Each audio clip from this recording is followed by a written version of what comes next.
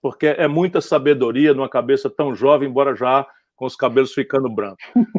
Vamos puxar um pouquinho, eu ia até olhar um pouquinho mais mundanamente o assunto, mas isso aqui está tão sério que eu vou continuar nesse diapasão para explorar essa sua sabedoria e o seu testemunho. Esquerda e direita são termos, o senhor já sabe disso, eu só pensando naquele que está ligado conosco aí, que não tem ainda essa possibilidade. Esquerda e direita são termos que nasceram na sequência da Revolução Francesa.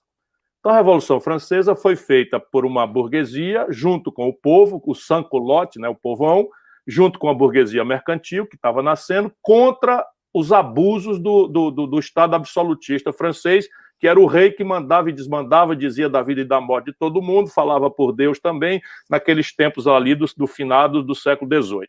Pois bem, naquela data, quando a Revolução aconteceu, eles estabeleceram a Assembleia. E a Assembleia tinha cadeiras, numa espécie de semicírculo. Os mais conservadores, né, aqueles que estavam preocupados com a velocidade da mudança, estavam discutindo se iam cortar a cabeça do rei ou não, naquele momento ainda, como consequência da Revolução, revogar a própria monarquia ou só fazê-la se submeter à Constituição, que tinha sido a experiência da Inglaterra, esses mais conservadores se sentavam à direita. Todos eram revolucionários. Todos. Mas os mais conservadores, aqueles, vamos mais devagar, vamos dar um tempo para as coisas se adaptarem, usando mesmo a sua preciosa lição. Isso na política. E nasce aí. Então, eles se sentavam nas cadeiras da direita. E aqueles mais afogueados, vamos mudar logo tudo, vamos cortar a cabeça do rei, vamos estabelecer aqui o governo do povo, pelo povo e para o povo, não é? No ideário mais revolucionário de Voltaire, de Montesquieu, de Rousseau, né? O homem não tem ninguém acima dele, Deus é uma invenção, que é a premissa do marxismo, né, mais agressivo, que diz que a religião é o ópio do povo. Então, ali, os mais afogueados estavam ali sentados nas cadeiras da esquerda. Quem define o que é de esquerda ou direita, fundamentalmente, é o jeito de olhar a economia e o regime político. Não é o olhar sobre Deus. Claro que tinha ali o mais afogueado que negava Deus e o outro que dizia que o monarca era constituído por Deus. Mas eram minoria. Todos eram revolucionários, por regra. Portanto, o critério de definir esquerda ou direita é aquele que quer reformas mais velozes e mais profundas na direção do pobre e aqueles que consideram que a reforma é importante, lá na época da França, mas que, porque não eram reacionários, os reacionários tinham ido para a guilhotina, já começava o terror e tal. E eles se sentavam à direita. De lá para cá, muita malversação de lado a lado aconteceu, mas concretamente, hoje, esquerda é aquele que defende uma economia em que o Estado, saneado, democratizado, moralizado, porque corrupção não existe na esquerda nem na direita. Ninguém pode defender corrupção, isso é crime para qualquer lado.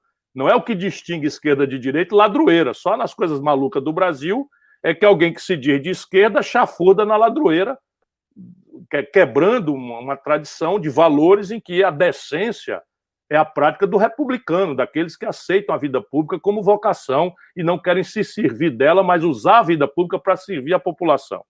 Portanto, hoje, a esquerda é aqueles que defendem um Estado poderoso, capaz de acudir o povo pobre da selvageria do capitalismo individualista.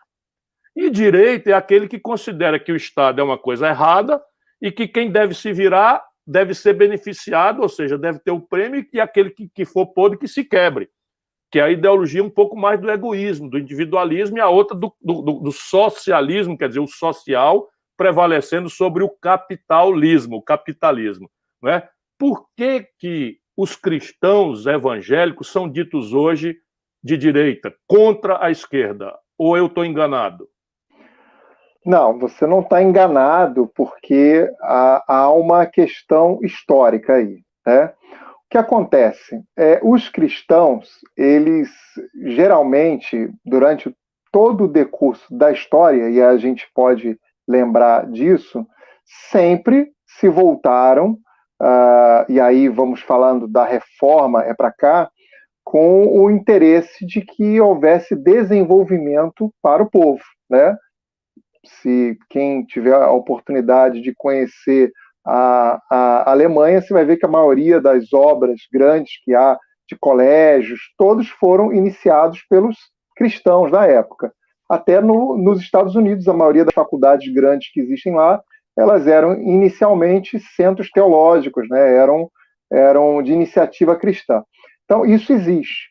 O problema foi que, na história, a referência que a esquerda usava era a União Soviética. E a União Soviética, para quem é cristão, ela era a pior referência.